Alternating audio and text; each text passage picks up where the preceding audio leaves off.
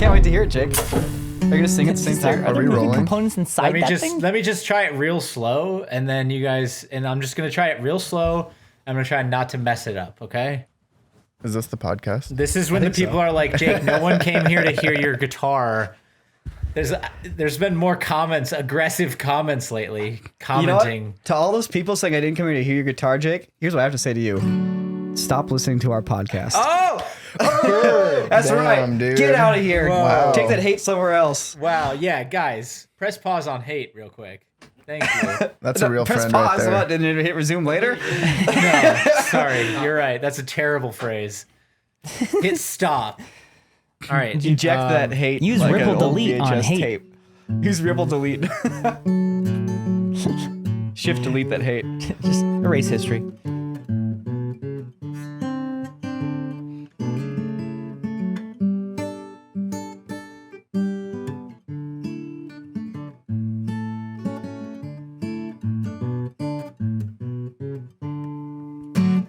That's how it goes. I That's a messed it up beautiful song, a little Jake. bit. And I don't know tell. the whole thing, but well, it just sounds better the more you get the there's this alternating like 4, 5, 6 like thumb picking pattern that basically gives it like this like humming bass line, and it sounds like it's two guitars at once.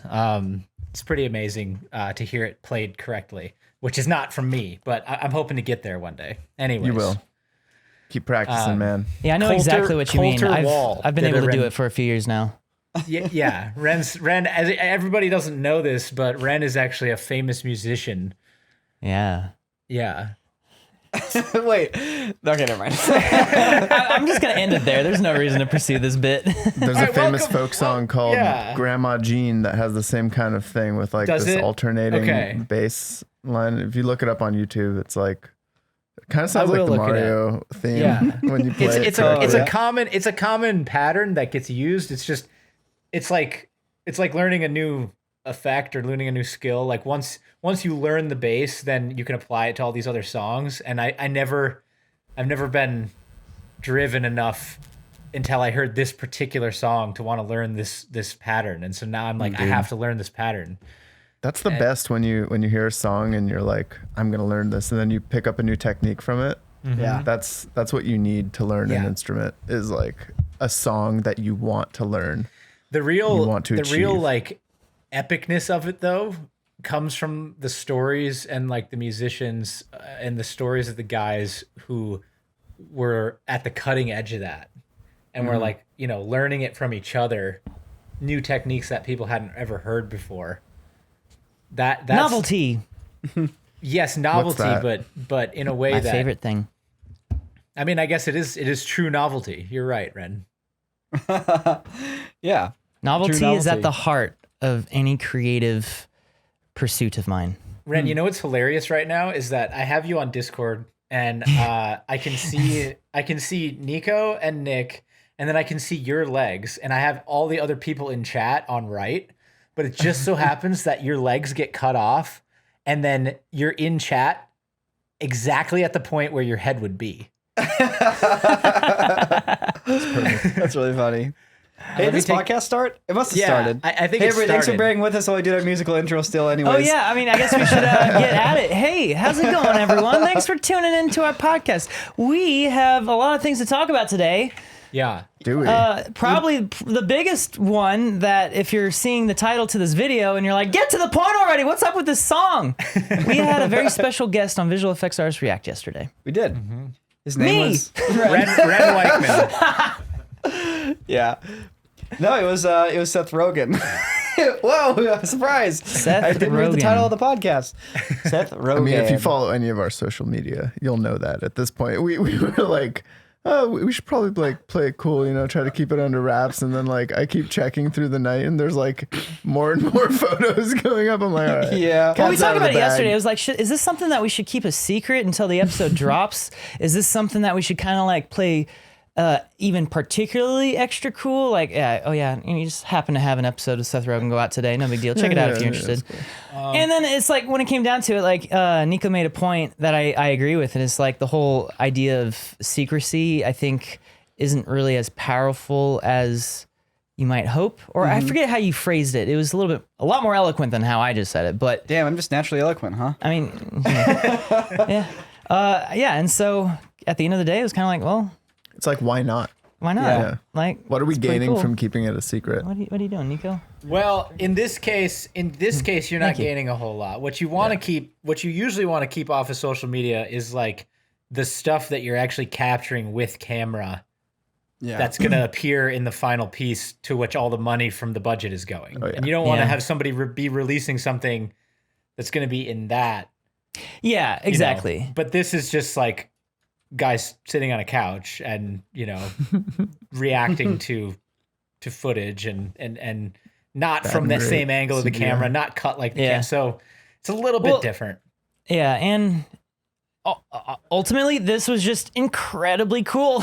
Yeah. It's kind of hard to not share the news. It's Yeah. pretty sweet. It was really cool. Yeah. So That's a should good we way to kind of put it. like do a bit of story mode, let's like do story time? Story Like- time. So the story actually starts with Wren. Yeah. Okay. So last year, right at the beginning of lockdown, like mid to late March of 2020, I get a random DM on Twitter from Seth Rogen being like, "Hey man, big fan, love the show." And I was like, what? It was like the first time an actual legit like mega star like acknowledged my existence. Well, hold on. And Tom Cruise came down to our studio. Oh, my bad. But So hold on a second. So not the time when Will Smith hit us up, oh, that's true. But I wasn't there for that. or the time that Snoop Dogg hit us up. I wasn't there for that either. This is a big personal one for me. I was like, wow, this is sliding pretty into sweet. your DMs. Yeah. Your personal DMs. My personal DM, and I was just like, wait, what? Did you have to double check to see if it was the real I did. I account? straight up Yeah. had to check. I mean, well, I saw the blue check mark right away, so I was like, okay, that's not just it. I mean, this is Twitter that just has- doesn't hand out blue check marks to anybody. They don't Sometimes just it give out seems blue like it, check but- marks to anybody. But no, it was like one of those weird surreal moments. I was like, I checked, and it was like, even though I saw at every point that this was real, I was still in my head just like, there's no way this is real. And obviously, I got over that pretty quickly, and we chatted for a little bit, and I was like, hey, I mean, maybe once this pandemic thing is all over, we can collab on something. He was like, yeah, that'd be great. And that was March 2020. That was back when we all naively thought this was just going to be like a couple months of annoyance and then it'd be over. Yeah. Here we are a year and a half later, right? Anyway, and that was pretty much it. And I pretty much spent the rest of last year and this year kind of just thinking of ideas. I've got several ideas for like corridor shorts that we could do with Seth, random different ideas that we can do together. But it's still like just one of those things. Is like, do I hit him up? Like he's busy. He's making like movies and stuff. Like, I don't There's want to definitely slide that into weird, him. like his DMs. am I valuable enough to the world of filmmaking and art, and just, like, do enough people watch my stuff to justify me reaching out to someone like Seth Rogen to see if Yeah. he can do something with us? And it's like, if I had the right project, I would have no problem, reaching out to someone like him. Like, I have a contact. Let's do it. I've done it for other random things like that in the past that have worked out. I don't know. It's just like I got in my head a little bit too frequently and just never ended up doing it. And that goes to the next part of the story. So next part of the story is this is where I take over for a minute here. So it's about a month and a half ago, and I'd never check my Instagram DMs, like the general ones for people I don't follow. Like, if a friend sends me a DM, it'll pop up like a text message. But for people I don't follow, I never look at them. So I don't really use Instagram as a platform for talking to anybody. It's mostly just for posting pictures once in a while, and that's it. Are you talking about like the accepted messages? Yeah, or list? even just like because anybody can send you a message, and I don't get thousands of them, but I get a handful. I'm I'm you the get more same than way. I do, Like yeah. I have like the primary messages list that I pretty much just put everything into, and the general list, and then the request The list. request, and yeah. within the requests, you can sort by new. Or you can sort by how many followers they Or have. sort by follower size, and that's a fun one because you can instantly be like, all right, who famous has sent me a message? Yeah. And it's like, oh, hold wow, on. okay. Instagram famous. There's a little Sure. asterisk. in front of And it. yeah, there actually should be a few asterisks on that. If someone with like 100,000 followers hits There's me a up, little, it's like, there's a is little that really blue check famous? mark in the shape of an asterisk. A little blue asterisk. Sorry. But still, though, it's like, it's an easy way to just like, all right, is this message worth my time? Yeah. maybe something will come up. I'll look So at it at least. I get only like one person a day who I don't know sends me a message on Instagram. But like I said, it's I just don't check it very often. I maybe check it once every 2 or 3 weeks. So I just happened to check it, and literally an hour before I check it is a message sent to me from a man named Seth, the blue check mark next to his name. And it says, "Hey, I really like your show." The And I'm famous wait a Potter. minute. Wait a minute. Is this the Seth? And then sure enough, it is. And I cannot believe that I managed to look at my messages on the same day that he sent me one. Because how bad would it have looked if 2 weeks later I got back to him like, "Oh, hey, cool." You know? Oh my gosh. So I'm yeah. really wishing you had, because then he would have just hit me up again. So, you know, I was like, "Oh, this is crazy. I need to respond." And so I'm gonna out Mike here. I'm sorry, Mike, but I'm sure the Lonely Island guys don't listen to this podcast. So What? They So- definitely do. They're listening right now. Just bated breath. Now that you've called them out, yeah. Yeah, well, now that I called him out. But so Mike works with them here and there. You know, he did the Bash Brothers thing on Netflix with them, and you know, just like me, they're filmmakers that he looks up to immensely. You know, they really paved the way for a lot of like the stuff that got us into filmmaking. You know, they were big on Channel 101 before YouTube wasn't even a thing. So, you know, when these people hit you up that you really look up to, you try to type a text message back to them, it's like you get like 5 words into it, like this is the dumbest sounding thing. Like it's either like everything's all properly capitalized and punctuated. It's like this is way too formal. It sounds like I'm spending too much time on it. And then you like try to write it casually, like this is way too. This now I sound like an idiot. Greetings, Seth again. Oh, dang it. Greetings, fellow Exactly. citizen. Hello, Mr. Rogan. And it's like, God dang it. Anyways, so Sup, what dude? Mike does. What's up, dude? You know, what's up, dude? What Mike does is he opens Notepad and he dude. types his responses in Notepad first, so that the other person can't you see don't the see dot the little dot dot. I mean, I do the same thing. Yeah. So you know, imagine you sit, you know, you don't want to sit there like, oh, they're gonna type a reply, and then like 10 minutes later, it's like they still haven't hit send. I find it so funny, the hidden social dynamics of communication on the internet. It is so funny. I Like mean- these laws we constrain ourselves to, but it's like real. It's like, you Yep. know, like you don't talk to someone and just be like, 1 second. Go into the corner and like stand in the corner. Just like, turn away, Yeah, you like, just like, oh, We should make a Text little. messaging was like IRL. We should make a little short about that. Turn it my into a real life God. conversation. Yeah, that's funny. dude. But it's like, yeah, those, you know, it's those little 3 dots. That's an actual legit thing that you gotta. It's part of the conversational dynamic. It's like Yep. you can't just ignore it. It's like, and especially like sometimes it's like if there's someone I haven't talked to in a long time and I'll accidentally see one of their Instagram stories, they're gonna know that I've seen that story now because it shows you. Yeah. And I've got this image that is nice, bright red. I'm like, oh god, dang it. Yeah, I mean that's a stupid example, but I guess what I'm saying is I use Notepad anytime I need to write something that I need to put a lot of thought into, because a text box for a Yeah. comment or something is just not a good spot, because you can only see like the previous 40 characters or so, and if you got like a big response, it's a thing. So I get it. dude, the worst is when you see the dots and they're there for like a minute, then they disappear. They disappear, and nothing. you don't get a message for like hours. Oh man. You're like, okay, this was really a secondhand message I just received. Maybe they were going, okay, wait, is this too formal? Wait, is this too Oh, yeah. casual? Yo, did they You just know what? abandon? I'm just gonna Maybe respond they were later. the nervous ones. Yeah, that's I'm the bored. whole like what do you call it? The double aspect. Where I can't even think of the phrase right now. I have a bad headache. Double entente. Well, no, like the standard, the double standard of that is like, oh, I gotta make sure you get so in your head about things. Yeah. But then if you were receiving that, you saw the dot dot dot. It's like, no, they can't possibly be trying to formulate a better sentence. This is personal. Yeah, this is- this is a personal They're blowing me slight. off. This Yeah. is the only possible option. But if I'm doing it, no, it's Okay, not I personal. I have an interesting question about this, and I'm wondering if this only happens to me or if this happens to other people. There's a few people in my life, thankfully none of them at Corridor, but there's a few people that I've met along the way where I've realized that my problem isn't that I don't get along with that person. My problem is that that person and me are almost the same person. Oh yeah. and it's like I can't communicate with that person because it's like bouncing into a wall. Cancels every you out. time you Yeah. talk to them. Yeah. And this has happened with like 3 people in my life. And has this ever happened to you guys? Oh, 100%. Okay. 100%. Are you friends with those Examples? people? I'm Do you know? intrigued. Do you still talk to those people? Are they like in your life, or were they? In I mean, your yeah, my like- mom's still in my life. I did notice a really stark similarity.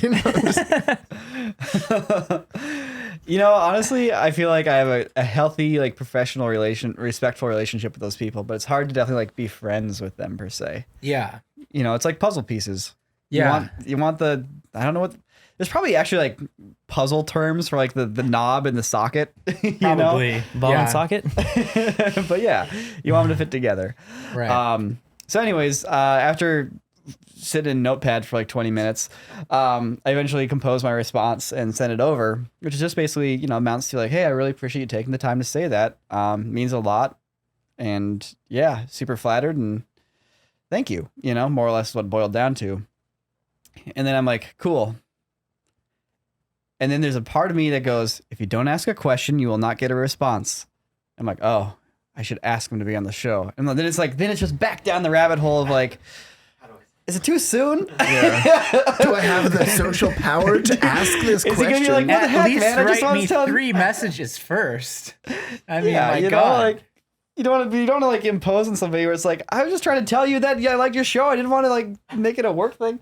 This is like We Are Two in the Heads, the show. Yeah. Dude, it's real. So, anyways, long story short, I tried to just like shrug all that off and just be normal, which I can get most of the way there. Oh, you probably did. Yeah, you probably were.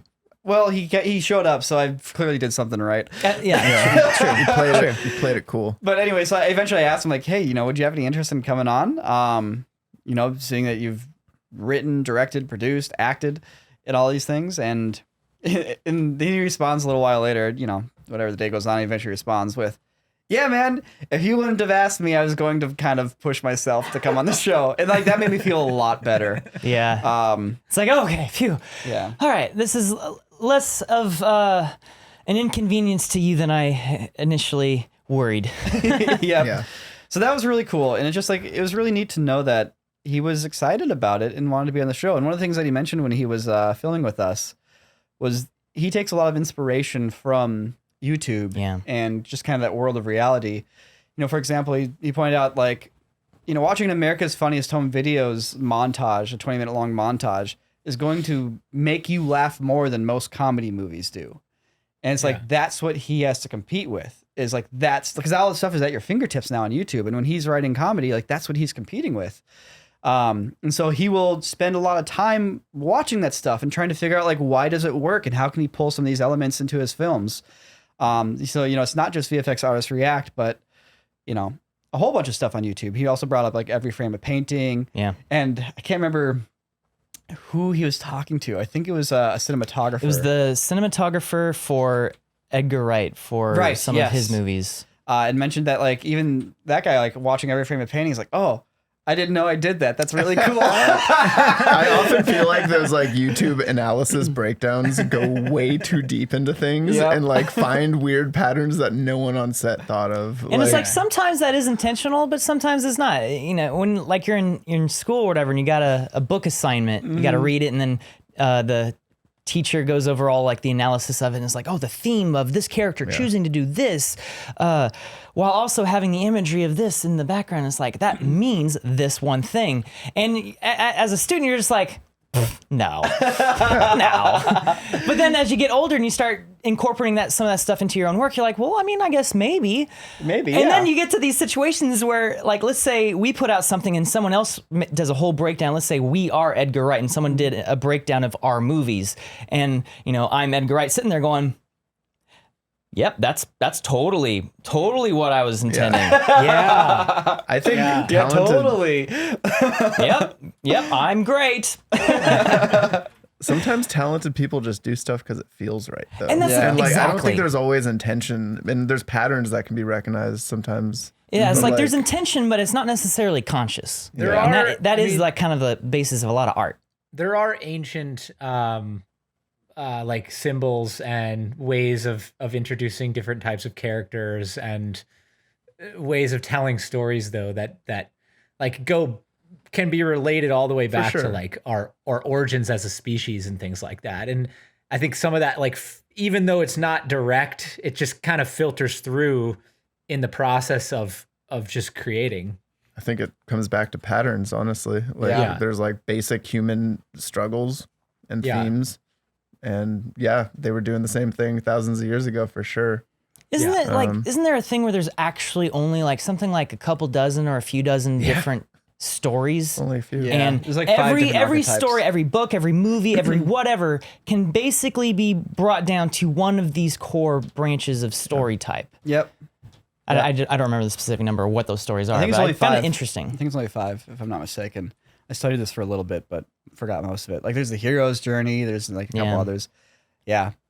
But yeah, so, Seth Rogen came into the show. We talked on Instagram a little bit and we set a date and managed to make time in his schedule and he came on out. One of my favorite things was at the end of the shoot. So like anytime we have somebody else in the shoot, we usually promote something. It's like a talk show, It's like, imagine going on like Jimmy Kimmel and like usually they're doing it as part, like actors or whomever is doing it as part of like a press tour for something. Yeah. So what's your plug, kid?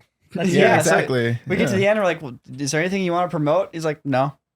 I was like, are you sure we can push people somewhere? He's like, well, let's promote Total Recall. So at the end of the series, we just promote the 1990 film Total Recall.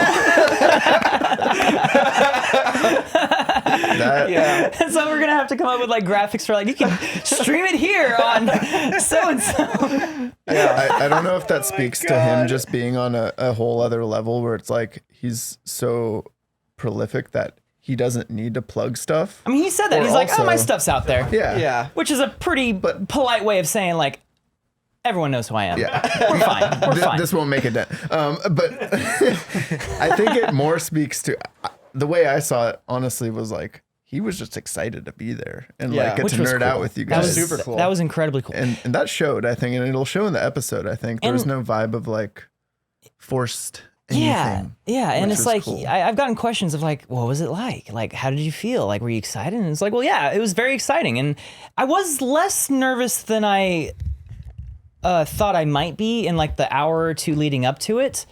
I'll get into what was actually on my mind in the hour or two leading up to that in a bit. But yeah. And yeah, it's like he came in and was like, that is Seth Rogen.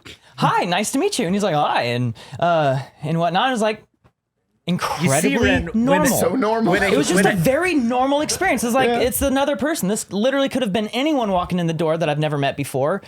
But When a human being talks to another human being, Ren, there's a very special thing that happens called communication. Did you know that? But like I don't know, I have met a lot of fans who know who I am and have seen. I'm sure you're in the same boat where it's like they know a lot about us and we know nothing about them, and they make a lot of assumptions about who we are based on what they've seen, based on what we've put out there, and so sometimes that can kind of either create a disconnect or they get really overwhelmed when they meet us, and it's like. Now I have to deal with you being overwhelmed about meeting me. And it's like, I can do that. That's fine. That's not a big deal. I've done it enough. But at the same time, they're just like, I'm just not used to, they say it. They literally verbalize to me that they're not used to talking with someone that they've seen a lot. And that was literally the exact same position that we were all in the moment Seth showed up. True. But we played it cool. I think We so. kind of just We have to did. Think we did. just We have don't to forget actually about know. that stuff. It's like, you guys Yeah. want to like go check out, you want to like check out the studio thing tour? you can do is He didn't just make it kind of hard. forget about that. Yeah. You have to. I mean, at the end of the day, everybody's still just a person, Right. Yeah. It's like I had a lot of I guess some interactions, but a lot of exposure to famous people when I interned at MTV for a summer when I was like 22. Oh my gosh, I forget about so. that. Yeah. I still don't even know who you interacted with. A lot of people actually. Yeah. The Freddie singer Nico from was up Maroon there 5, with the T.I., Phasey clan, Gym Class Heroes, Phasey. Common, David Dobrik. saw 50 Cent on the escalator.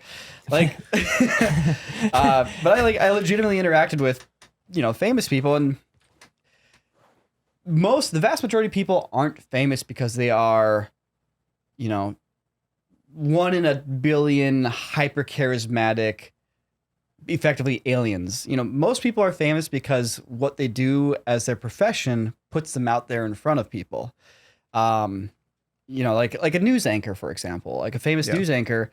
They're not necessarily famous because, like, God, that person's just so cool. You mean like LA's? You mean like LA's Steve Cooge? Like LA's Steve Cooge. Yeah. You know, like most people are famous because, like, you know, it's like I'm a musician, and music is something that just is consumed by a lot of people. So you're going to have people know what you do, and they're going to know your name. And so, you know, that's something I have to like remind myself, like when interacting with somebody like Seth, or even just like another big YouTuber, is just like, Yeah. you know, put all that away. It's just another person doing their thing. And like, yeah, you have a lot of exposure to them and the videos that you've seen of them, but like, it's just another professional out there doing their work and doing what they're passionate with. Just like any other human being out there. So I was very impressed with how professional Seth was. Like, Yeah. it was getting close to 2. He was supposed to show up at 2 p.m. That was like the meeting time, right? And it was kind of getting close to that, and he hadn't shown up yet. It was still early. And like Christian and I were like, I mean, like, he could be half an hour late. Maybe that's just his thing. Like, I guess We're it wouldn't be out expecting of it. character as far as what the public knows, but like, he showed up exactly at 2. He was shockingly on time. I think he might have been early. He's kind of standing around up there. And I Oh, then he may have been early. Yeah. Yeah. Because Yeah. like Christian was like, oh, I'm going to go check to see. And like literally came back with Seth Rogen. I was like, oh God, he's here. Right Yeah. at 2. But Yeah. I mean, it was comforting to know that, like, you know, people are on the show. I guess honestly, everybody we've had in the show has watched the show, which is Yeah. interesting. Like, we haven't had a situation where somebody's on the show and they've just never seen it before. But even so, it was comforting. It was really comforting and helped make it easier to know that he's watched a lot of these episodes. So he's coming in having spent 15 minutes every Saturday with us, you know, and just like we're coming into this having spent, you know, chunks of 2 hours with him watching, you know, the films. And so you have like a double parasocial relationship thing going on. It's where really odd. both have like perceived projections of what the other person is from watching videos. yeah. And like, you know, when you have a video get 1 million views, or many videos get many views, in our case, it's very hard to kind of like wrap your head around like who out there is actually seeing these videos. And this is a pretty good example of, you know, who knows how see many 'em. other like big directors or actors or whoever, famous people that we know are seeing our stuff on a regular basis that we just have no idea. It's It's really probably like weird. Neil Blomkamp or something. He's probably seen him. Oh yeah. Yeah, man. Probably.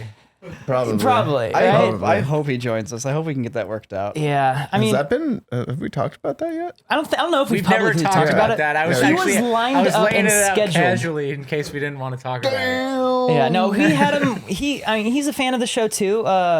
Sam and him talked a bunch 1 or 2 years ago around when the Bosstown series were dropping, and yeah, he was doing a thing. He was going to be in town for a press tour and was going to be on the show, but due to the Delta variant and various other things, it just fell through. Yeah. We're hoping it'll still happen. Yeah, I mean, I think it will. Even if it means like we actually go up to Vancouver to film he it, said which we would be could go kind of to wild. Canada. I'm down. Yeah. Yeah, I'm down too. I'd be super down. But yeah, I mean, I guess what I'm getting at is Seth's point was that a lot more people of his caliber watch YouTube than anyone on YouTube really is aware of. Yeah, exactly. Yeah.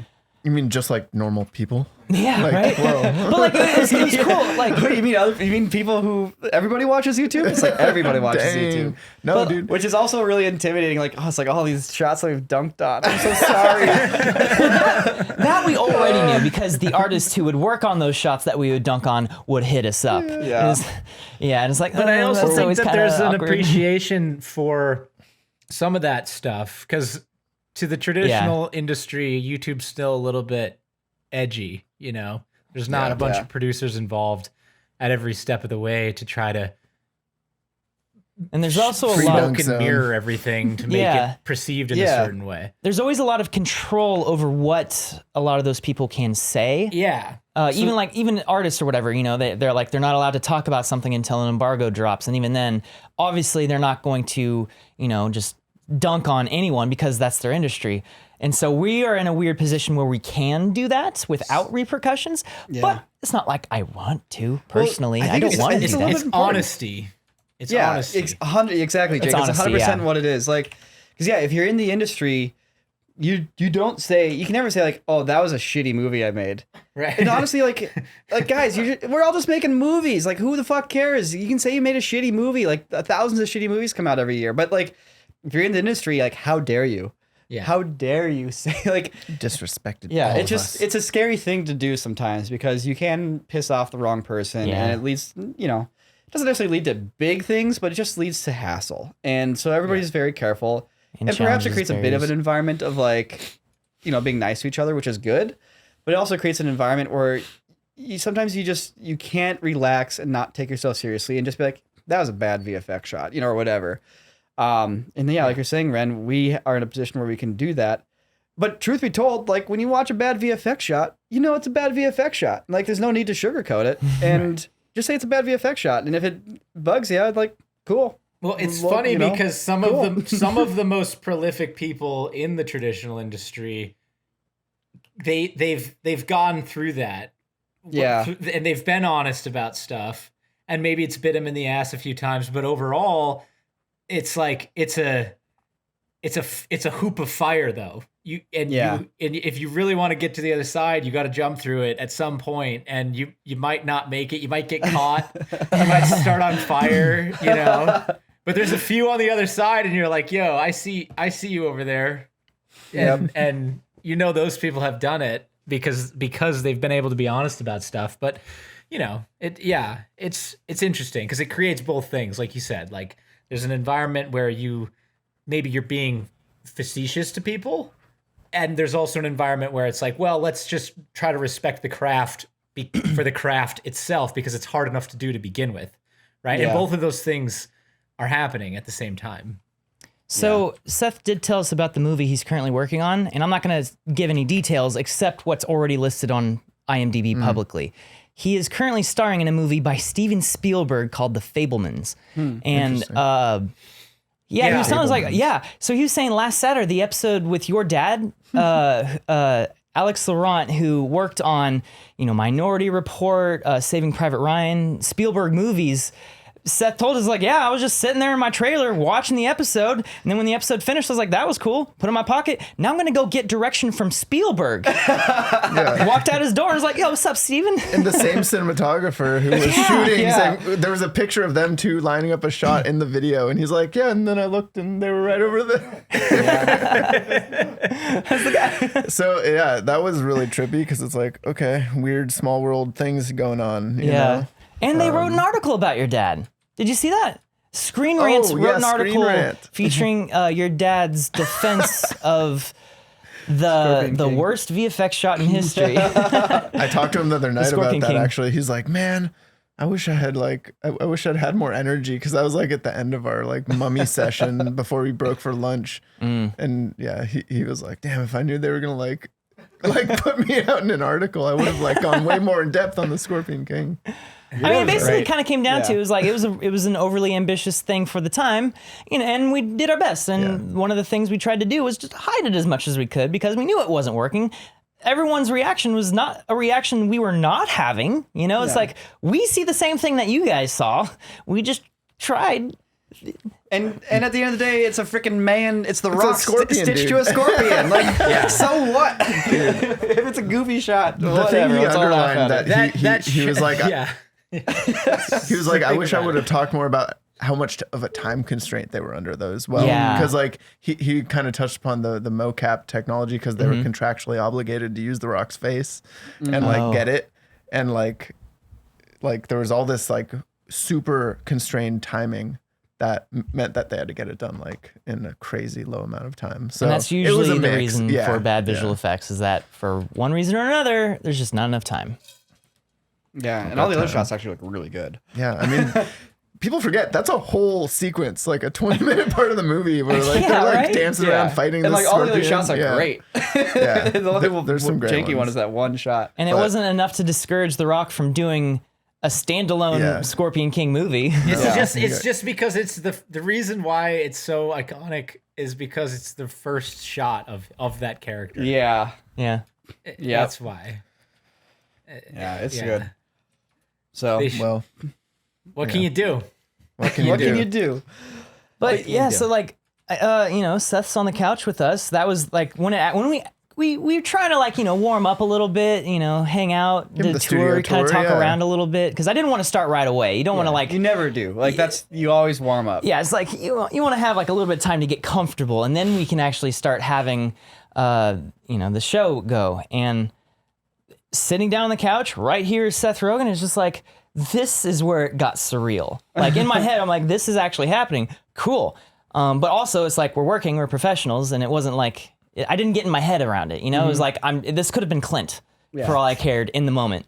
We're just talking, VFX, and as soon as we got going, it was like pretty much immediately I realized this is gonna be amazing Yeah. because Yeah. he just had He's a very, story. very smart guy. Yeah, Very smart. That's the thing. Everyone always pictures Seth Rogen as like the stoner dude because he does so many drugs and he's kind of cultivated that sort of like image. But at the same time, this dude is one of the most prolific producers for being also a writer, director, actor. Yeah. And I think it'll be very apparent once people start listening to him talking with us, breaking down scenes, giving us the context as to the decision-making process for certain visual effects in his movies. And he just had a lot to say. A lot of the time with guests, we kind of have to like, not try hard, but you have to kind of encourage them to, give a little bit more context or explain a little bit more. Or drop a little factoid that's Yeah. interesting, We had the opposite problem with Seth Rogen. It's not a bad thing, but I found myself being like, I am struggling to find a moment to add. talk at all. Yeah. I don't think he was like talking like too much or like No, over no. talking, but like Exactly. he was touching upon like everything you guys would normally steer the conversation to. Yeah, He so- even like pulled out some tidbits that you had prepared. we were looking at Escape from Los Angeles. I had the whole like little in my back pocket, the little factoid of like, when they did wireframes back then, they couldn't afford computer animation, so they just painted wireframes on models and filmed it. And as we pulled up the shot, he's like, so in this shot, they actually had they couldn't afford wireframes. They actually painted wireframes on models. Like, Seth, you stole my fun fact. You stole my So bit, man. Yeah. We're gonna have to. Because I had brought up Escape from Los Angeles. It was just like we had watched like one or two of his movies, so I wanted to have, let's bring up this one, a random one. We didn't warn him ahead of time. He had no idea this was going to happen, and we're going to start talking about it. And he literally dropped that right before Nico could.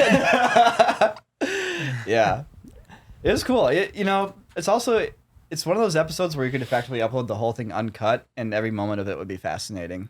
Well, 'cause- good thing we have a website with extended cuts of VFX Artist React. That's true, and we That was a did big our hit. first extended cut last week with Scott Atkins, because on YouTube the episodes need to be edited a certain way, and need Yeah. to play out a certain way, and there's algorithms to worry about. There's a lot of copyright issues we have to dance around, like. There's a bar of quality we have to maintain. Yeah, and there's also a breadth of audience we have to keep in mind. Those videos get 1 million views, and you have everybody from like huge film nerds watching them, / working Rogen. professionals like in the industry, all the way to like just the most casual people who just think it's cool, and that's great. I'm glad we can make a show that appeals to all of those people, but like to then focus in and be like, okay, let's get a little more hardcore and let's delve into some of these pieces a little bit more deeply. That would cut off half of that audience and, make it inaccessible to them. But we at least know that with the website, that's for those people on the website, or the subscribers on the website are people that are passionate about these videos. And we can now give an avenue for people who who are really big fans of like VFX Artist React and Stuntman React. This is an avenue for them to actually get into these episodes and get like 25-minute long episodes. They're still really good, but they're just a touch slower. And there's a few less illustrations because there's more talking. And it goes deeper into this stuff. And they're still super fascinating. Like the episode of Scott Atkins that's on the website is so good. And the stories he tells are so great. So yeah. Yeah, but in the world of YouTube, you really have to pay attention to pacing. And it's like the moment you gotta things slow move. down, it's like on YouTube, you start losing people. And it doesn't matter how many people say like, oh, it's fine, I'll watch it. Just make it longer. No big deal. It's like, you're not making you YouTube will. videos. You don't know how to do this. I will say though, I think with Seth's episode, we have a bit more wiggle room with the attention span factor on YouTube. And I think most of the 100%, I episodes agree. can be longer cuts for this one. Yeah. It is a special occasion. And I think it would be an interesting experiment to do like a 20-minute episode for YouTube. And then maybe just put it up uncut on the website. This is, Like, I will say, there this wasn't a lot of like false like statements or like stumbling. Sorry, just wanted to. No, it's like out, this is yeah. the first time I can ever remember filming an episode after 2+ years where after the first hour, I legitimately had the thought, wow, the previous hour that we just shot, we can literally upload uncut and it would be great. Yeah. Like, blew my mind. Yeah, Once we get working Jackie with- Chan. I mean, working with like people gonna that be like are of that caliber, it's just going to be easy, especially when they're comedians.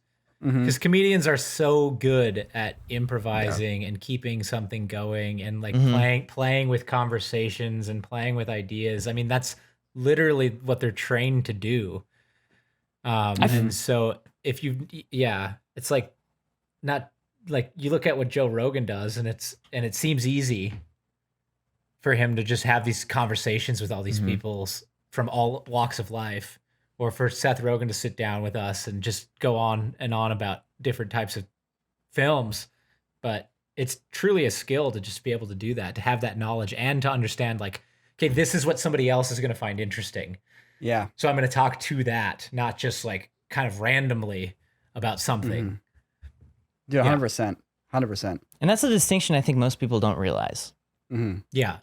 Yeah, being able to talk to what the person on the audience member finds interesting versus just talking. Yeah. It's really tricky. And I mean, that is our job. You know, me and Wren, when we are with the guest or if on Stuntman React, like, you know, me and Freddie or Guy or whomever, like that is our job, is to constantly guide that back to what is interesting. And we didn't have to do any of that yesterday. Yeah. Yeah, although I will say, like, right off we watched Total Recall first. That was the first thing we got into, and it was like, That's like our warm up. it was our warm up, and it was interesting, and like we looked at like. And I was doing way too much talking. Well, no. I'll get to that. It wasn't that it was too much talking. It was that you started just interviewing him. Oh, right. You started asking him questions that had nothing to do with Total Recall. Well, that was my pivot. Yeah, because we start off with Total Recall, which, you know, it's an amazing movie we haven't touched upon yet. I know Seth mentions he's liked it online. So I figured this is a great one to start with. And, you know, I had some fun facts up my sleeves. I did my research. And, like, you know, 10 minutes into it, I'm like, I'm talking about all these cool facts from Total Recall. I need to stop talking and get our guest talking. And So I guess start there is asking some about stuff to cut, Nick. there is some stuff to cut. Yeah, you Well, can no, cut my Total I didn't see it that way though. Yeah. I thought he was saying, I thought he had contributions to make. I didn't see it so much as you talking too much. And then when you did start pivoting to actually asking him filmmaking and industry questions, it felt like a very natural progression of the moments. You know, it wasn't a bad thing. It was like I definitely had Nico, we're supposed to be talking about Total Recall, but also, yeah, what do you say, Seth? Like, what is your answer? I'm very curious. And the fact that I was thinking that in the moment means that the audience is not going to care about what we're actually looking at the moment. It's like they want to know his opinion. Yeah. And it became the perfect segue to This Is the End, which is a movie that kind of encompasses all the different aspects of production for Seth. You know, he was very involved in a lot of different things with that film. It's everything from like, here we had to do photoreal monsters versus, you know, deciding on practical effects of the suit, to I'm writing jokes that have famous people in them and we need to figure out how to get them in the movie. Like there's a whole slew of so many interesting things that come up that you have to problem solve. So it was just like such a good thing to jump into. And then once we hit that, it was, we were off for the next 3 hours. Like we were just It went by quick. Yeah, It flowed really well. I wonder if he expected us to film for 3 hours. I don't know. I told him 2 to 3. Yeah, we told okay. him. We told him that. Christian told him that. Well, that's perfect. Good. Yeah, and we went in with the expectation of getting 2 episodes out of Yeah. it. So, you know, we shot 2 intros, 2 outros, stuff like that. And, you know, as a testament to just how much of a professional Seth is, you know, he's done a lot of this sort of thing before. Like, nothing we did, he batted an eye out. It was like, this was all par for the course for what he's so used to. Okay, So I have one more question before we move on to your Tesla, Wren. gosh, okay. Did he see my avatar? No. Yes. Well, he Wait, saw he it, but it did. wasn't operating. I commented, I was like, I don't know how you didn't jump out of your skin when you saw that. And he was like, well, I did inside. I did inside. There you go, Jake. There's the payoff for the video right there. All right. That's it coming is. out this weekend. My headphones have died.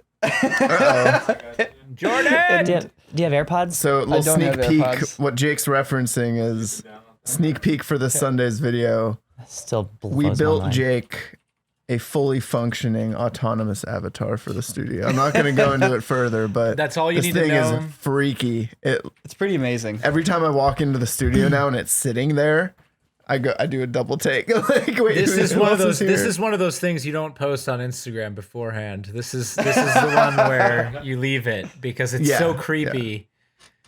It's That's just right. It's too good. But we solved it. We solved the problem. We solved it. I somehow managed to not actually post a video of the thing because I almost did and I wanted to. Thank you for And not. I kind of just forgot to do it, and I'm glad I didn't. I didn't. It was I didn't realize. Lock But him that being down. said, it was like there's just another sneak peek. There's another person involved with this that basically had to dress up as you, and pretend to be you. Yeah. And when I saw this person for the first time, I literally feel like I had a stroke because my brain glitched out because I look over and I saw you, but it wasn't you. It was someone else's face. And I literally thought he was a real life deep fake. Like I literally thought a deep fake just walked into the room Kinda because I was did look playing like Smash Bros. I was just like, huh? Yeah. I mean, What? if That you would have seemed posted a logical. video of that, it would have been some really funny hype. I wouldn't have been. Yeah. But yeah, I mean, it was just, I was just like, what are you doing here? And yeah, it was great. It was great. That was all really cool. And I guess that video is coming out this Sunday. Yeah. Coming out Sunday, Nick and I solved it. It's going to be fun. Hell yeah. yeah. I think that's going to be a good video. Can I do a little segue for you to set up this next segment of the podcast? Oh, sure. Okay. So, as we're getting ready for the Seth Rogen shoot, which is a shoot that like I've been prepping for a couple days, and I was decently nervous about. Like, I embrace getting nervous because it means that you're taking it seriously, and it heightens all your senses. I agree with that. Yeah. Yeah. There's nothing wrong with being nervous. But Wren had something happen that shook things up a little bit, and I remember you saying like we need to compartmentalize this because I can't focus on that right now with Seth Rogen about to be coming in, and I need to do the VFX artist react episode of a lifetime here. So, Wren, what happened? So, okay. So, week and a half ago or so, or by the time you guys are listening to this, 2 weeks ago, I got into a car accident in my beloved Tesla Model 3 that I've had for 3.5 years, have almost 60,000 miles on it. One of the first Model 3s? It was in the first 10,000. Wow. I had my reservation down for it before the car was even announced, technically. It was like the day of, they opened reservations that morning, and I went to a store and like put down my deposit before I even knew what the car was going to look like. Fortunately, it was awesome, but I digress. Yeah, so I've had it for a while. It still took 2 years to finally receive it, but I got in a car accident. I was on the highway. We were driving back from Oregon. It was my wife and I, Jenna, and our 2 dogs, and all of our luggage from doing a week-long vacation and road trip from LA to Oregon and back. And we were an hour away from LA on our second day of driving. And anyone who's ever driven on highways can relate to this. You know those moments when you're going along and traffic just slows down really quickly. And it's not like dangerously like quick. You're like, oh, okay. And you're really pressing on the brakes. And it's a little harrowing. It's a little like nerve wracking, but it's not a big deal. Except for us, we managed to stop in the car in front of us. There's enough room because, I've been rear-ended in the past, and so I'm always hyper like aware of the amount of distance between myself and cars in front and behind me. And Jenna's the same way. And so there's a lot of room in front of us. There's also a lot of room behind us, between us and the car behind us. Slowed down, and that it came down to just like a few feet on either side of us, but the pickup truck behind the car behind us wasn't able to stop in time for whatever reason. Either he was tailgating too hard. Tailgating is honestly, there are a few things I hate more than Yeah, me too. tailgating. I mean, there's It a few is- things like that irritate me more than just sloppy drivers. It's like Yeah. you will kill somebody. Like, pay attention. Use Yeah. your fucking blinkers. Yeah, well, yeah, exactly. God damn it, everybody! Use your fucking Dude, blinkers. that's So- the You're a worst. sociopath or Really you're too not lazy. hard to use your blinker. Yeah. And Some people are psychos, man. yeah, so this guy, I don't know for a fact if he was on his phone or not, but I'm like, you saw traffic slowing down. You should have been able, like, you could see it ahead of you. It wasn't like the car in front of him just slowed down really quickly out of nowhere, and he was like, "Oh gosh!" It's like, especially he was in a Ford 250 Super Cab, I think. It was a big truck with big wheels and stuff like that. He could clearly see over every car in front of us, like literally looking down on us. Probably on his phone. Yeah, so I deduced that he was probably on his phone and simply didn't see the slowdown. And so he hit the car, which then bumped into the back of my car. And it wasn't bad. We were within 2 feet of the car in front of us, and we didn't hit that car. So we didn't get hit that bad. And it was just like kind of like, scrunched up next to us. It broke the bumper. The bumper has to be replaced, and it crumpled up the side panel a little bit underneath the charge port. And that was pretty much the extent of the damage. I've posted a picture of this online. You can clearly see it's not that bad. So I then had to deal with, insurance claims, getting a rental car, getting an estimate on the damage and all that stuff. And,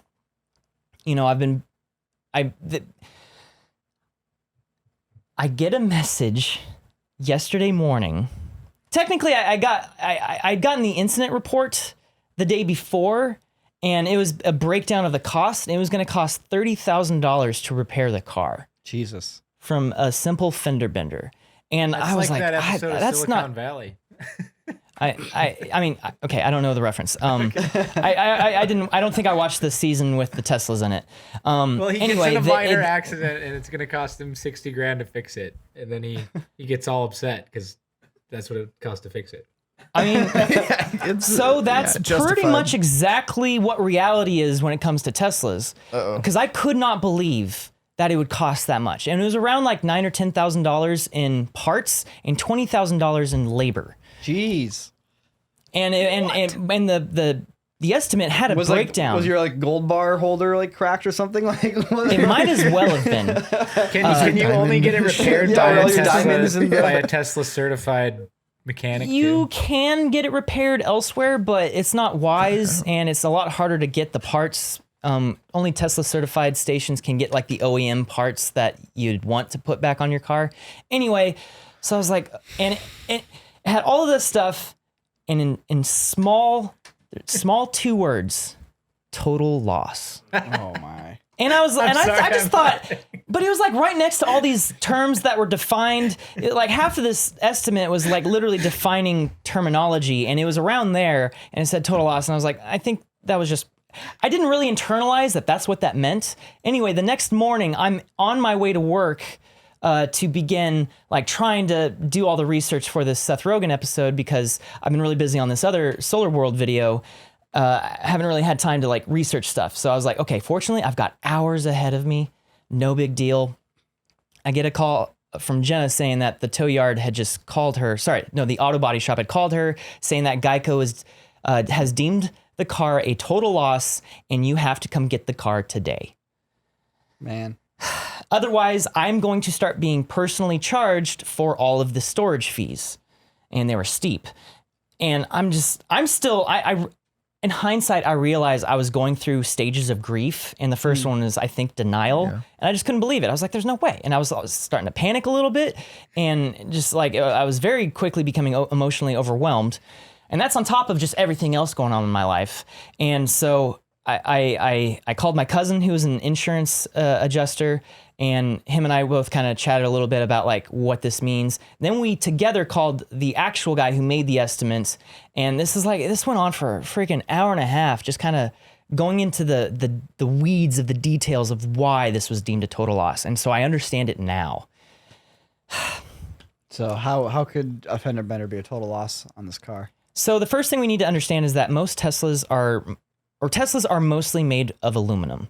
Most of the body panels are aluminum. Model 3s have more steel than the Model S and whatnot, but it's very safe though, right? Aluminum is very strong. Well, aluminum's very light, and it's almost as strong as steel. So it's a good substitute if lightweight is a priority, which for electric cars it is, because a huge amount of the weight of the car is literally just the battery pack. Yeah. And regular cars don't have to deal with that. So a way they found to make the cars lighter is to use more aluminum. The problem is that aluminum is incredibly hard to work with. It doesn't weld very easily. It doesn't. There's a bunch of problems with aluminum, and the way they designed their cars is in such a like we're gonna do one press stamp of this thing, and this is the entire side panel of the car. One quick moving on. Teslas have some of the most advanced factory engineering of any car on the market, and so because of that, if you, I'm not really like articulating myself very well, but what I'm trying to get at is the side panel that got crumpled, they were going to need to replace, but the side panel goes all the way down and all the way to the front of the car. And that is all the way the aluminum is mounted to the rest of the car. It's first riveted. No, first they glue it, and then they rivet it, and then they weld it. They have to have several layers of protection for the metal in case, like, let's say the rivets start popping, the weld will hold it, or if the glue dries and the weld starts cracking, the rivets will hold it, stuff like that. And they would have to cut into these panels in such a way that will damage other parts of the car. And so the estimate that I got, the reason why I couldn't understand it was like, what do you mean you have to replace the roof? What do you mean you have to replace the A-pillars? What do you mean you have to replace the flooring? None of that's damaged. And they're like, we will have to break it in order to fix what's broken. Because if you're going to cut this stuff and weld it, all the weld sparks going up is going to hit the glass, or just the heat of it will cause things to expand and crack the glass. If they try to remove it, the act of removing the glass breaks the film layer on top of the glass. And so, just due to liability concerns and whatnot, they're not legally allowed to be like, it's fine. Or like, so there's all these different steps that they have to do that end up creating bigger issues. And so that $30,000 estimate was also just what they could see. They don't know what else, once they actually start removing stuff, whatever else is going to be there that is just going to make that price go higher. And so like I'm at a point now where I at least understand why it was deemed a total loss for what at first appeared to be just a simple fender bender. And yeah, it's kind of devastating. I was really hoping to have this car for 10 years. Like, this was like my long-term car. I was looking forward to, and now I'm having to deal with what is the current evaluation of this car, the value, I should say, on a current market and all this stuff. And it's a lot less than what I originally paid for it. And they're going to say it's a lot so less. Ren, last time, it's like, and I put we had the 60,000 miles on it in podcast, 3 years. last time we had the podcast, you said the single best thing anybody could do would be to buy an electric car. Do you still stand by those words? I do. So the difference is that there's a difference between an electric car and a Tesla. Tesla designs their cars in such a way so that they're easy to produce, they're luxurious, and they're incredibly safe. Incredibly brittle.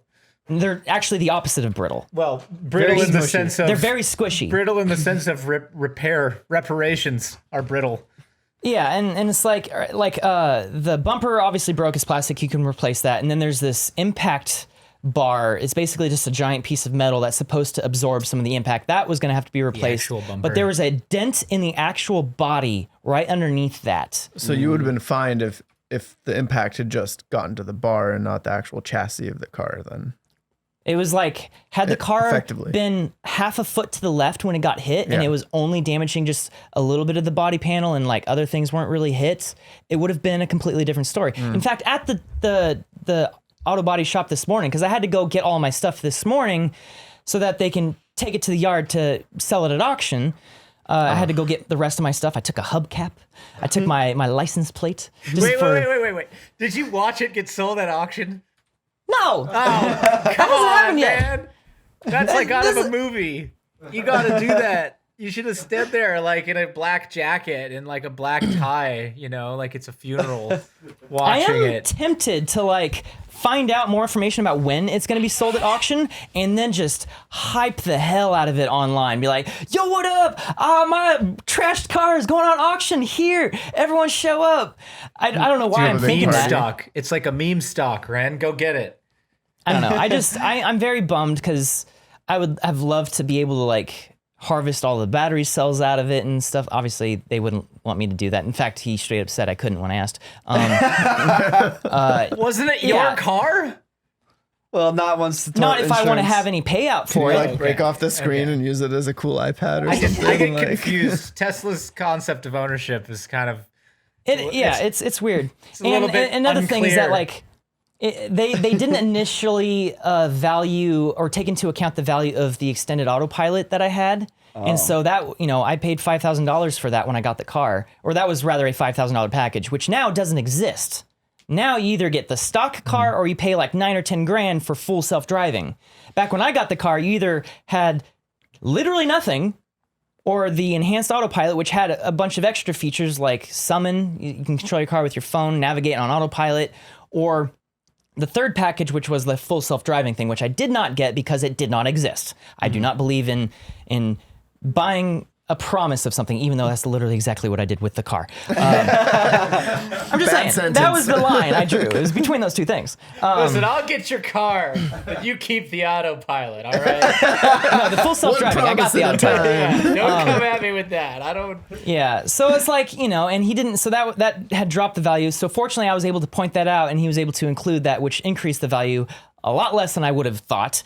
But then I also have all these free supercharger miles that, from people using my referral link, all friends. I don't think anyone in the fan world or audience has really used that from me. I think one person did. But that's 1,000 free supercharger miles that you can quantify with value. Like it costs this much, so that's, a few $100s worth of stuff.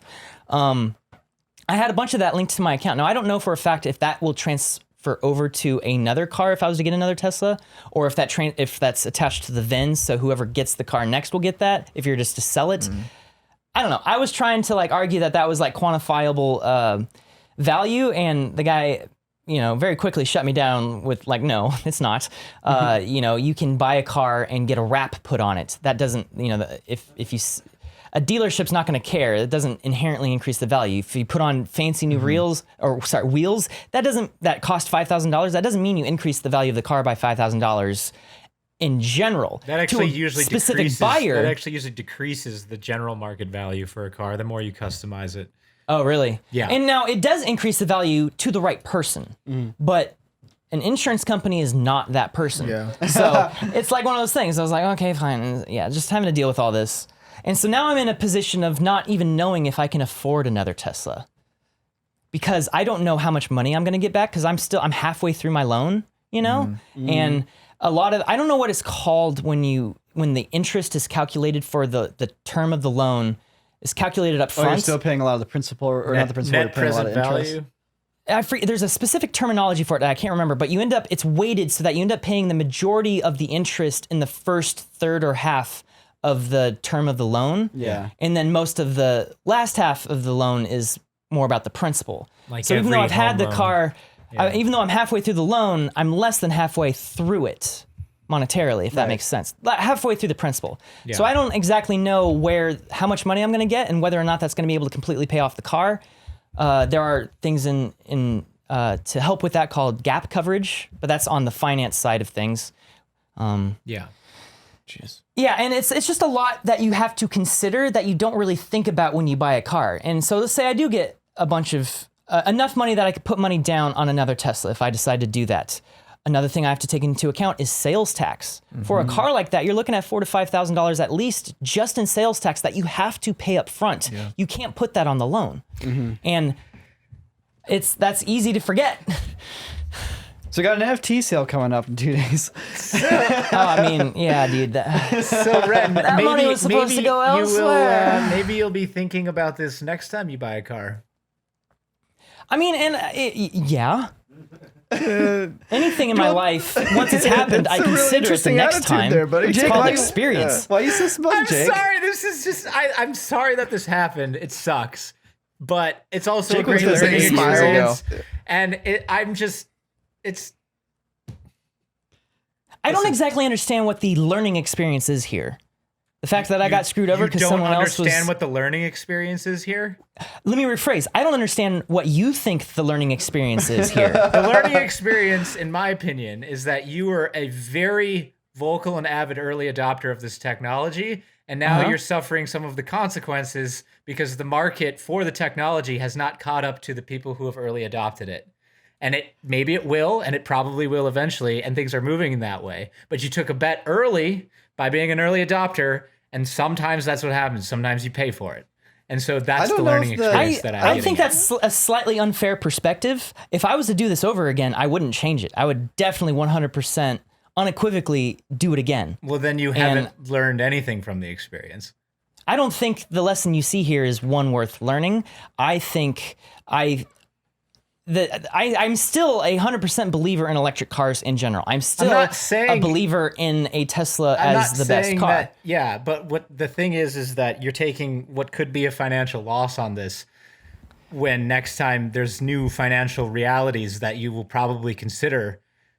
And the idea of I'm going to just grab this without even having seen the car, maybe you'll think twice about that. I mean, That's part of the me learning saying that was experience. also pointing out how ignorant it was to do that.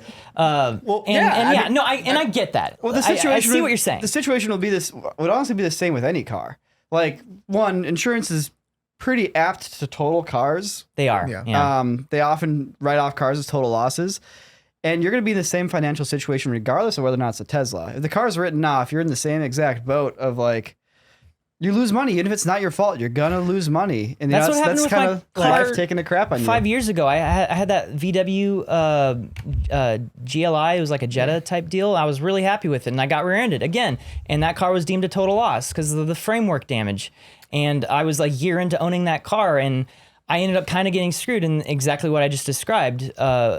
It was fine. I didn't lose money on it. I didn't owe any money, I should say. But it was like, I got screwed.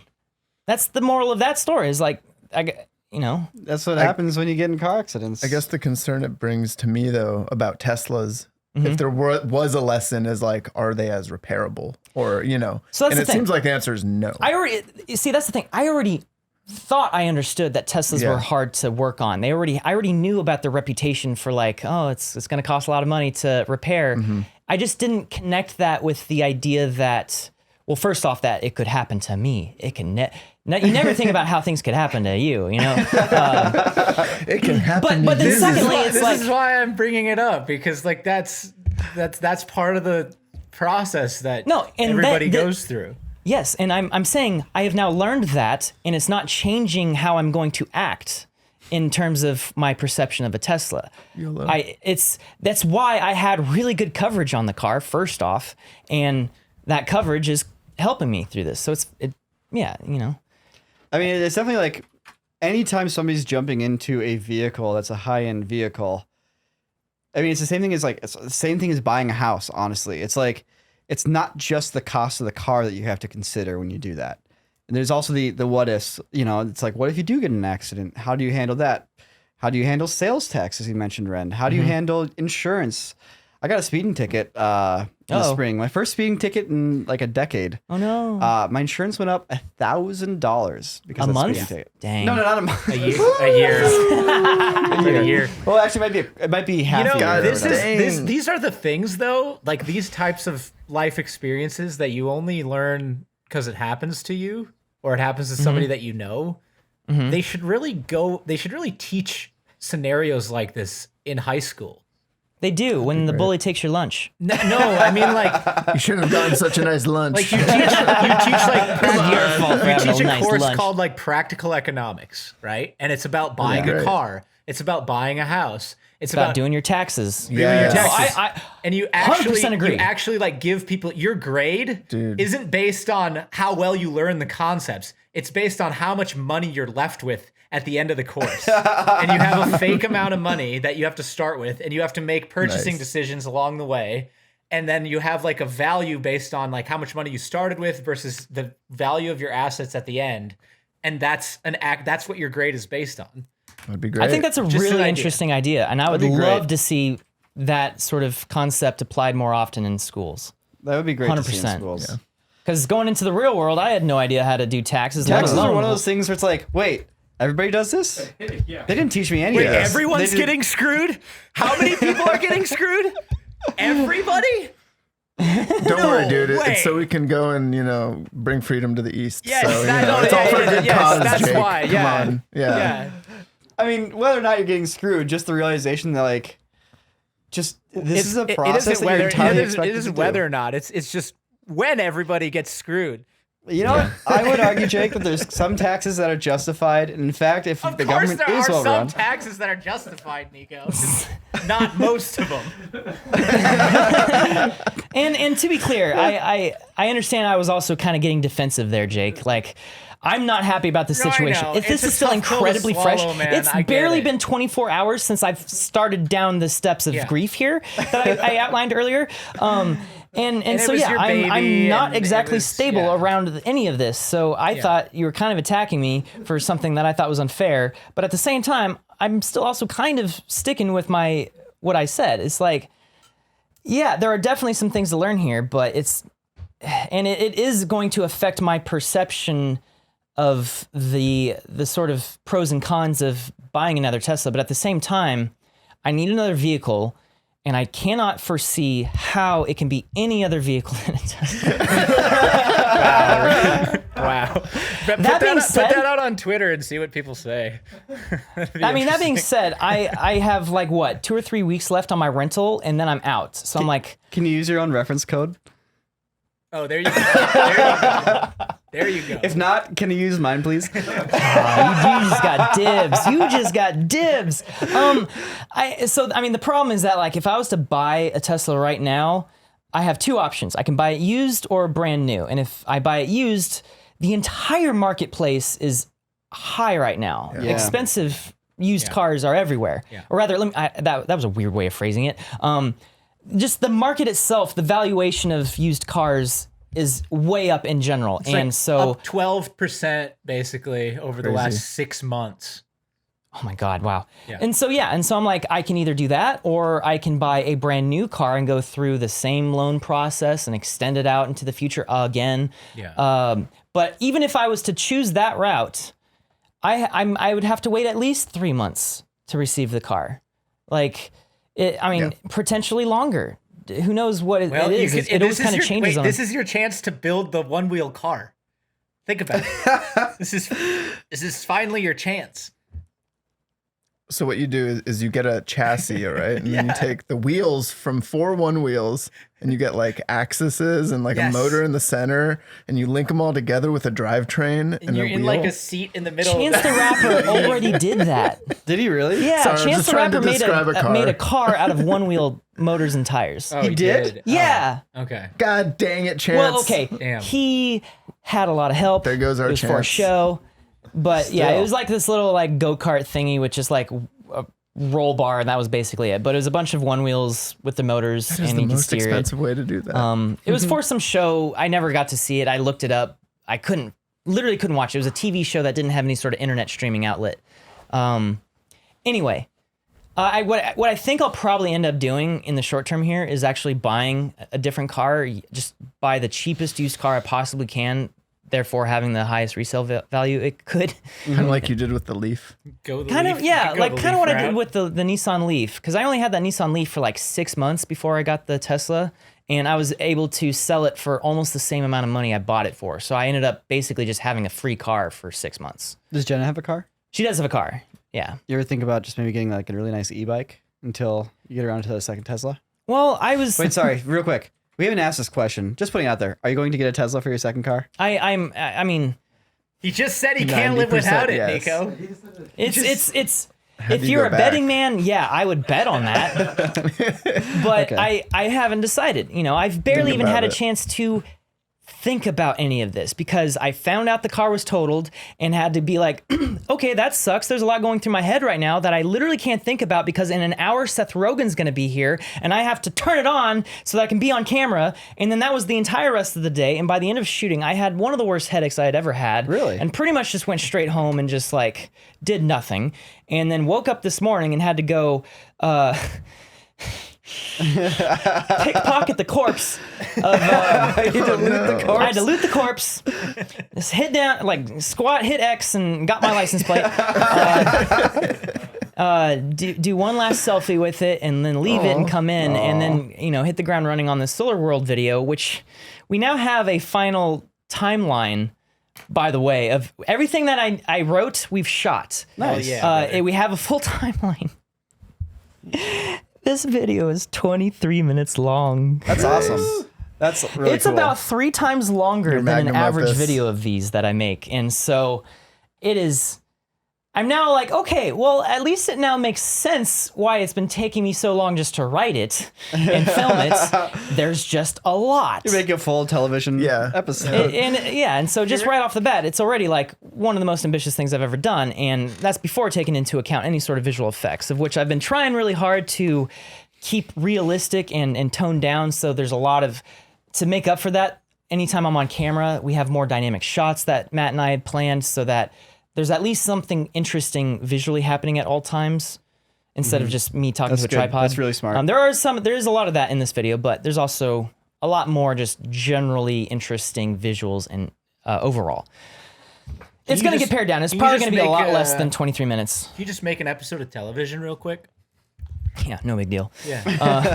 But I mean, yeah. So that's like been my 100% of my focus. Like I worked all weekend on this thing, just trying to get it to a point so that I can hand it off because I knew I wasn't going to be able to spend that much time on it this week. Yeah. Between all the filming, we're filming 2 React episodes. We've got this podcast today. We've got research for these React episodes. We're Video doing a Friday. crew render challenge on Friday. It's like, Oh wait, we are. Oh, hell yeah. Surprise. It's been on the calendar, That's so right. not surprised. What's the rendering challenge going to be again? We're You'll thinking. We'll find out. Yeah. we'll talk about it later. Yeah. But yeah, so I guess what I was saying is that like this is valuable time. I can't just let be wasted. So I had to get the video to a point that I could kind of step away from it and without losing time. So I've just been 100% all in on this while also just dealing with this car stuff. I have an idea for It's the just render I've just been challenge. overwhelmed. I also have a headache right now. This headache hasn't really gone away in the last 24 hours. I've been taking ibuprofen. I've been drinking a lot of water. It's still here. This You need Friday. a spa day, buddy.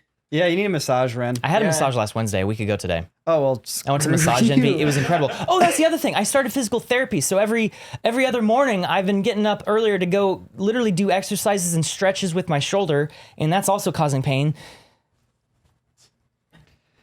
Well, That's Hey, tough. if you want to hear Man, some funny karma, I pulled my shoulder so bad a night ago. Yes, Oh, the dang. day before Really? yesterday, the morning before this morning. It is still so bad, and I think it's because of all the making fun of you I did when you broke your collarbone. Because now, dude, it's like it's getting just don't better. drive tonight, Jake, because I thought you might I have some more thought- karma on Stay your off the way. road for the next stay couple off the days, road, man. buddy. Dude, I know. That's exactly. Yeah. I thought you were setting up an elaborate way to make fun of me. No, I was like, I'm oh, you being- didn't You actually. already did you're- plenty of that. Yeah. I already did enough of that today. But no, seriously, it's been rough, man. I gotta get some. I've been trying to stretch it, but it's like there's only so much I can do. Yeah. You know, it's funny. I didn't realize this, but my whatever this neck muscle is here, the trapezius, the trapezoid, the whatever this muscle is here, has gotten buff over the last few months, Got more that so than my left triangle one. body. So yeah, it's more like triangle tumor. It's triangle tumor. You know, it's and it's because of the compensation. I've not been able to raise my arm, and so I've been doing a lot more shrugging. And I hadn't realized. Remember when I was like, "Oh yeah, it's fine. I'm able to reach out now," but I was like you're literally leaning out like this just to raise my arm. Yeah. And it's in this video, this solar video. Like, there's literally a moment where I reach down, I pick up a rock, and then I squeeze it, and I squeeze a bunch of oil out of it, and it falls to the ground. But when I lift it, I do one of those, like, one of these things where I'm like, oh yeah, this rock. I'm fine. And I'm just like looking at the footage and I'm like, why do I look so weird? And I didn't understand it until I started doing physical therapy, and she was describing how my muscles all like tight and knotted up. My bicep has actually like receded a little bit. It's shorter. So that's a whole thing that we're working on. And yeah, physical therapy has actually been great. I've been cool. enjoying it. You're suffering from a short bicep. It's like, no. But yeah, so it was that context when I finally saw that shot again. I was like, oh, that's what I'm doing. I'm literally seeing what she was describing, all the shrugging. Anyway. That's cool. Physical therapy, man. Maybe I should give it a shot for a little bit. My shoulders are a little screwed up too. Look into it. Stay, like Scott Adkins says, stay balanced. Yep, that's true. I should probably stretch. Instead also. of physical therapy, just do any exercise. That's a good one. I mean, exercise in general is great. I just realized this morning I can finally play Beat Saber again. Oh yeah? I hadn't even considered it until like literally this morning. boy. I guess they released a new Skrillex map pack. Oh, really? And I'm like, okay, that sounds pretty cool for Beat Saber. That's gonna be great, but too bad I can't play. Wait a minute. And then I literally just like, I was in bed reading a tweet about it, and I was just like, yeah! Woo! I'm back! Let's go! You know they got a 6v6v6v6 mode going on in Pop 1 right now. Oh my god, I should play some Pop 1 too. Tonight? You guys want to go play Pop 1 after Dude, this? I honestly Okay. would be down. I think. Let's do it. I gotta wait till Milo goes to bed. Dude, we're gonna play some Pop 1. It's gonna be Wait, good. Ren, You can let me sit get, down, let me prop get this up your screen arms. capture real quick. Here, hold on. Wait, I'm what? trying to hold your arms out like this, Ren. Yeah, like straight. Okay, turn. Actually, just do it with your right hand. Turn straight at. Yeah, there you go. Do you trust that's him right perfect. now? That's perfect. Okay, what I'm capturing right now, turn it a little bit more towards Nico. It's for posterity. It's like your arm is on the side where the participants are, but then it's sticking out into main frame. It's super weird. I'll share it. We'll put it on here for a second. Okay, yeah, because I have no idea what you're talking All about. right, cutting the screen cap. Sorry for audio only. I just had to do that. Yeah. But anyway, I guess what I'm saying is that, shitty stuff sometimes happens. It is what it is. There's no value in dwelling on things that happen to you. And it's the only thing that actually matters is what you do about it. And so I had one of the best days of work ever yesterday, sitting on a couch with you and Seth Rogen. That was incredible. And you and basically the whole Seth Rogen crew is in this room right now. Yeah, like you and that's true. Christian. Like that was like an actual honor. And it is objectively cool. It also just happened to be on the same day that I was borderline having a nervous breakdown. Yep. and so it's like, I guess, yeah, I'm keeping my head up. I'm moving forward. I acknowledge that there's no use in being angry about it. There's no use in like getting upset that this happened. Mm-hmm. It happened. Yeah. It is what it is. I'm moving on. I'm going to make wiser decisions in the future. I'm going to have more considerations thanks to these experiences. And who knows? Maybe this was for the best. Maybe my next car is going to be even better. Maybe I'll be like, in hindsight, be like, well, that was actually a pretty good thing. This ended up working out better than I expected. It will be, man. So who knows? I hear that new Leaf, dude, is really dope. The Model Ys ain't bad either. I know. That's the thing. I don't know if I'd get a Model 3 or a Model Y. Well, there you go. Yeah. And Assuming gap I can insurance. afford either. Gap insurance. All right. Yeah, we did a really solid job compartmentalizing that, and Yeah, you did. I'm glad you were able to do that, so that way you were able to enjoy the day with Seth Rogen. 'Cause And it's like, if people end up watching that episode and are like, oh, wow, and he was struggling with all that behind the scenes, it's like, yeah, I was, but in the moment, none of that was on my mind. I was there. I was having a good time. That was real. Yeah. Mm-hmm. So, yeah, money comes and goes, and material items do too, but experiences stay with you forever. yeah, because, I hear it all the time, especially because I'd posted about it. Everyone's like, well, at least you're okay. And it's like, yes, you're True. right. But Yeah. also,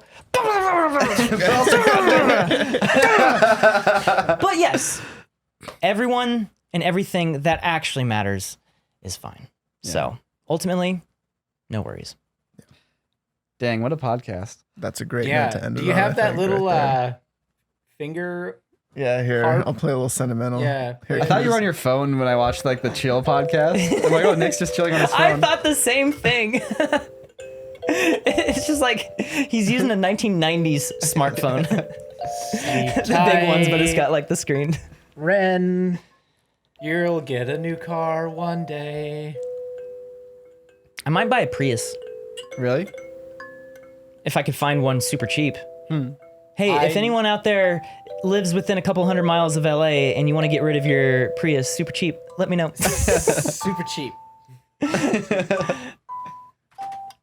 We need a corridor We're talking podcast pawn theme. shop prices. Okay. Yeah, like Yeah, hey Jake, I got a task for us. Maybe this can be a Crew Cuts video. Writing the jingle for the the corridor cast. Yes. Yeah. And then we all Is that got to just get under good the at playing scene it. from The Little Mermaid? It's like the Rugrats thing. Yeah.